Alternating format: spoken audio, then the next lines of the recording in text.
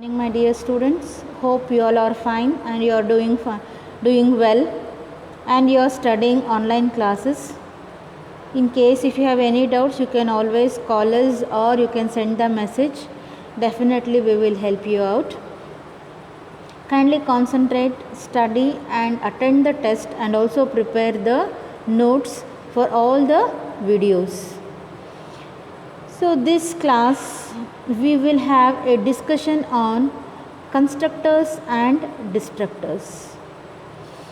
So it is the 9th chapter of your syllabus. So the name of the chapter is constructors and destructors, and the chapter number is 9. Let me introduce to the weightage of this particular chapter for your annual exam. So my dear students, from this chapter you will be getting one 2-mark question and one 5-mark question. The total weightage of this chapter is 7 marks. So one 2-mark question and one 5-mark question. So annual exam you will be getting 2 questions from this chapter, one 2 marks, the other one 5 marks. Let us have a recap of the things we studied in the previous class. In the previous class, we had studied a topic called polymorphism. Polymorphism means one name, many forms. So you studied a concept called function overloading, where we defined many functions with the same name and we changed the argument list. Some function had 2 arguments, some had 3 arguments, some had 2 arguments, 2 with integers and 2 with float. Likewise, we can overload the functions. And also we had a discussion on what is the need, why we need to overload a function, that is. So it is very difficult to remember different function names, so that we can overload a function by giving same name, so that we can remember the name easily. So sometimes there are very small functions we use. There is lot of time wasted in transferring the control from a calling function to the called function. In such a case, we are using inline function. When we use inline function, a function call is replaced with the function body, so that the CPU time we can avoid the CPU time being wasted, and we can create efficient programs. We had also had a discussion on advantages and disadvantages of inline function, and we studied about a special function called friend function. So friend is not a member of a class, but it is a friend to the class. As we know that the private members of a class cannot be accessed by any other function or outside the class, but friend has special access.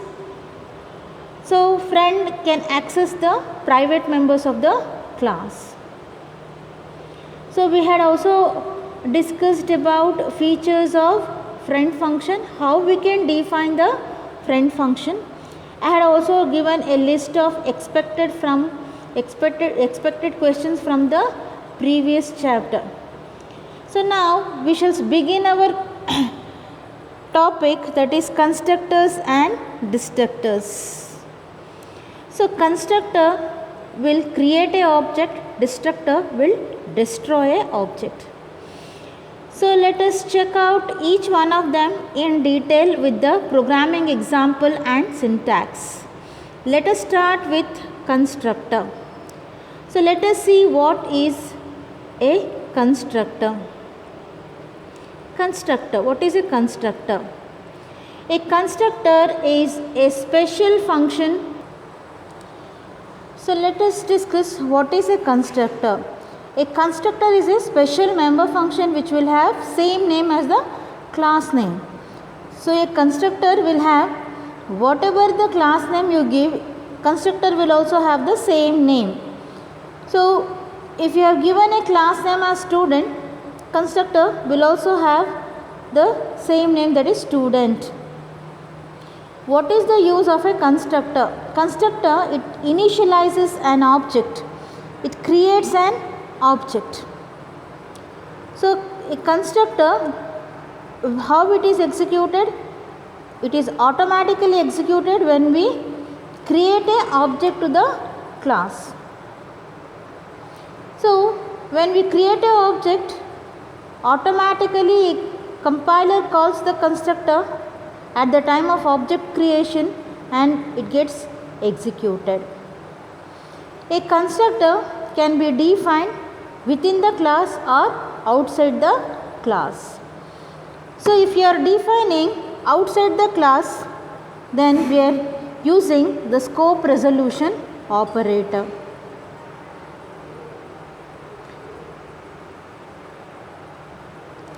Let us see the different rules for naming a constructor. So as explained earlier, constructor will have same name as the class name. A constructor, it is always written in the public section. It is not possible to include a constructor in the private section or protected. Generally, constructors are always included in the public section of the class. A constructor, you need not call a function. It gets automatically called when an object is created and it automatically gets executed. It is possible to give some default arguments to the constructor. A constructor, it cannot return a value, but it can take an argument. Constructor is very similar to any normal member functions of the class. It is not possible to access the address of the constructor. Now we will see how we can define a constructor. For example, we have class A. So class A, we have one member, that is X. In public, I am writing a constructor. So you can observe here, constructor name is A. Class name is also A. As I told earlier, a constructor will have same name as the class name. A constructor, what is the job of a constructor? It will initialize some values. What is it initializing here? It is initializing X to 0. So whenever we create an object, X will become 0 because we have written a constructor A which will automatically gets executed and it makes the value of X to become 0. So we are ending the class. So now, as I told you, a constructor can be defined inside the class and also outside the class. In the previous example, you saw how we can define a constructor inside the class. Now we will see how to write a constructor outside the class. So we are using the same class, that is class A, and with one member, that is X, and also we are using one constructor A. So you can observe constructor has same name as the class name. So now the class definition ends here. So you can see class ends here, begins here and ends here. So you can see the constructor A, but there is no body or definition included to constructor A. Now we will be writing the definition or the function body, the constructor body outside the class. So here class ends, starts here and ends here. Now we will see how we can write the constructor definition outside the class. A colon colon. If you remember, colon colon is the scope resolution operator. This is the scope resolution operator. So what is the job of scope resolution operator? The job of scope resolution operator is, it helps us to define the members outside the class. So here, as we know that we have a constructor A and constructor A is defined outside the class. So it is defined outside the class. To define it, we are using scope. So as you observe in the example, so A colon colon colon colon, as explained, it is a scope resolution operator which will help us to define the members outside the class. X is equal to 0. It is same as the previous example, but we are writing the definition outside the class. So in the example, the constructor is defined outside the class definition using scope resolution operator. Let us see a program using constructor. We will write a program using constructor. So class demo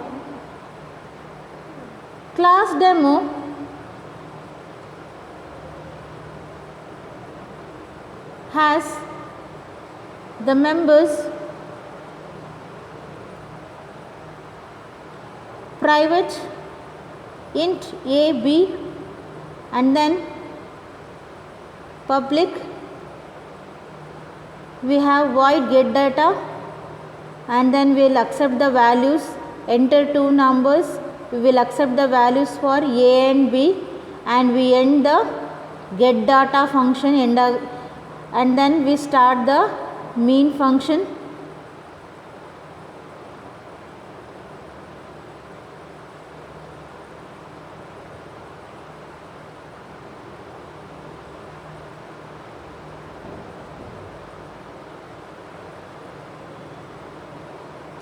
So let us discuss the three types of constructors. There are three types of constructors: default constructor, parameterized constructor, and then copy constructors.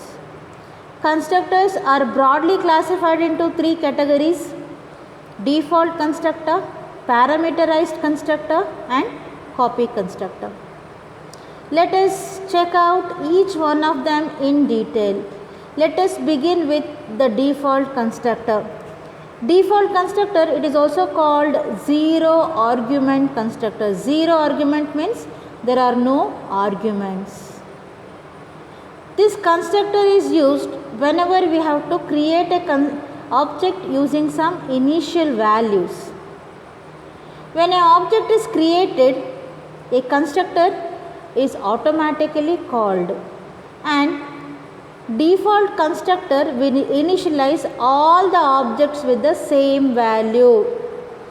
That means a default constructor will initialize many objects with same value.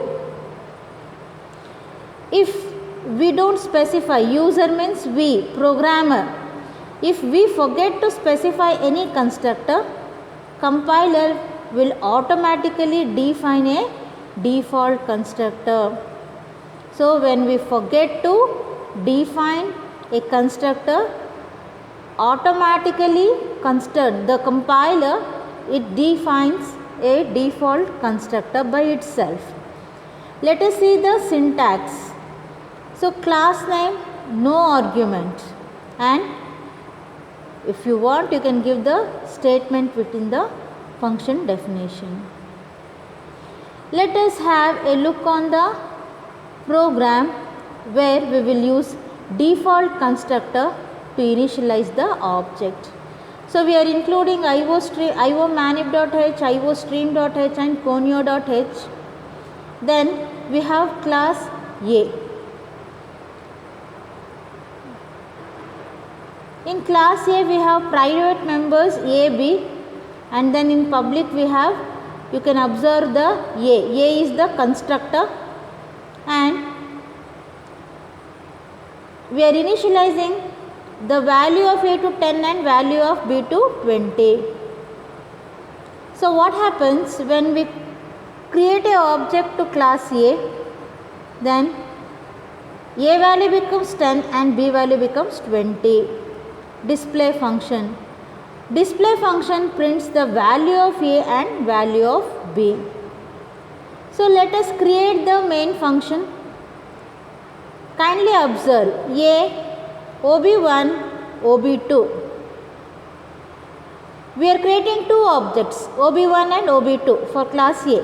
Whenever we create OB1 and OB2, so A value becomes 10 and B value becomes 20. OB2 also has a copy of A and B, which also becomes 10 and 20. As I told earlier, default constructor, that means why it is default constructor, because you can see here there are no arguments. Okay. So whenever we create multiple objects using default constructor and multiple objects are assigned with the same set of values. OB1 display ಮಾಡಿದಾಗಲೂ A is equal to 10, B is equal to 20 we will be getting. OB2 display also will display the A value as 10 and 20 because default constructor will initialize the multiple objects with the same set of values. Let us continue the discussion and let us have a discussion on parameterized constructor. So what is the drawback of default constructor? The drawback of default constructor is it initializes multiple objects with the same set of values. So in the previous example OB1 and OB2, both objects are initialized with the same values 10 and 20. Using default constructor, it is not possible to assign different objects with different set of values. Therefore, we use parameterized constructor. What is parameterized constructor? A parameterized constructor will have one or more arguments, whereas default constructor it is zero argument. That means a default constructor cannot take any argument, but a parameterized constructor it takes one or more arguments. It is automatically called when the object is created, but it is required to pass the arguments at the time of object creation. As there are arguments, it is possible to overload. It is possible to overload the parameterized constructor. We will not be able to overload default constructor, but it is possible for us to overload a parameterized constructor. So let us see the syntax. As we know that constructor will have same name as the class name. Parameterized constructor will also have the same name, but it will have the arguments. So let us check out an example for parameterized constructor and we will see how it is possible to create a parameterized constructor. So we can see here in the next example. So write a program using parameterized constructor. So we are including iostream.h, iomanip.h, conio.h and our class name is A. So class A has two data members x and y and we have a constructor A. So you can observe here A has two arguments, whereas in the previous example A didn't had any arguments. So you can observe this part of the program. So A followed by we have two arguments. The first argument is V1 which will be assigned to X. The second argument is V2 which will be assigned to Y. So now we have a print function which will print the values of X and Y.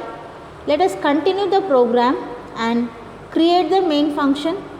And the very first thing is we need to create the object A OB1. So when I create OB1, I am passing 10 and 20 as the argument. So OB1 X will become 10, OB1 Y will become 20. So similarly we will See here in the above example, when the object is created, okay, when we are passing 10 and 20 as the argument, this is called the explicit call. There is another way to create the object. So let us have a look as to how we can do that.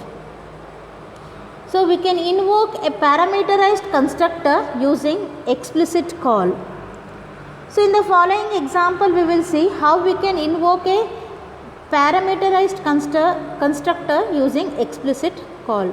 We will take the same example, class A with two members x and y and a constructor int v1 and which takes two argument v1 and v2.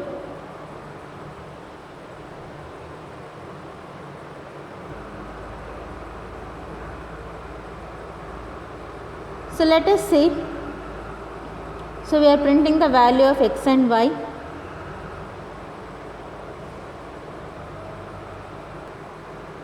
Let us check the program name where we are creating object ob1 dot a.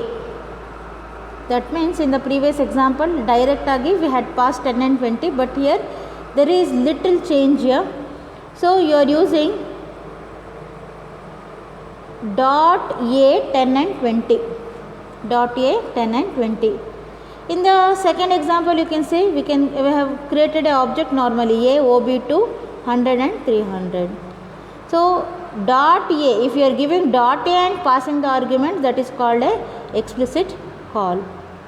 There is another way of passing the arguments using equal operator. So just check out the main function here, void main, same main function we are creating, but we are using equals. A ob1 is equal to a of 10 and 20. This is using the assignment operator. So this way also you can create a object. For a parameterized constructor you can use or execute a parameterized constructor by using a explicit call. Sometimes there is only one argument. There is only one argument, how we can do that? See, if there is only one argument, for example class A has only one data member, that is x, and we have one constructor which takes only one argument. So let us see how we can, what are the different methods with which we can create a object if there is only one argument. We have print function which will also print the values. Void main, kindly observe a ob1 is equal to 10. That means as there is only one argument, that is x, a value directly can be passed to x. So a ob2, we are creating another object by using assignment operator, that is equal to operator. 200 will be assigned to x value which is in ob2. 10 will be assigned to the x value which is in ob1, and then we can print the value. So if a constructor has only one argument, the call can be made using assignment operator. Assignment means equals operator. So kindly observe these two statements which I will be marking. ob1 is equal to 10 and ob2 is equal to 200. That is the way using which we can pass argument when there is only one argument using equals or assignment operator. So let us discuss the last category of the constructors, that is copy constructor. A copy constructor means if there is already a constructor, we can create or we can copy the constructor of an existing object to another. That means a copy constructor initializes an object with the existing object. Copy constructor is used to initialize an object with existing object. A copy constructor is invoked explicitly. A copy constructor is automatically called when an object is created. So we can see the example here. A ob1, OB1 already created. I am creating OB2. While creating OB2, I am copying OB1 by using by equal or the assignment operator. So this is copy constructor. In the above example, OB1 is the object created for A. In the next statement, OB2 is the newly created object and equated to OB1. So the OB1 is copied to OB2. So let us see a program for copy constructor. Class A. So we will take the same example with only one argument x and the print method which will print the value of x. Kindly observe the main function. First we will create one object A OB1 is equal to 10. So OB1 we are creating object and we are initializing it to 10. So x value will become 10. So we are printing the value. Now we are creating another object A OB2 is equal to 200 and we are printing the OB2 object. So with this we end the copy constructor. Kindly go through the video and also attend the questions or the test and also prepare a notes and study well. God bless you all. Thank you.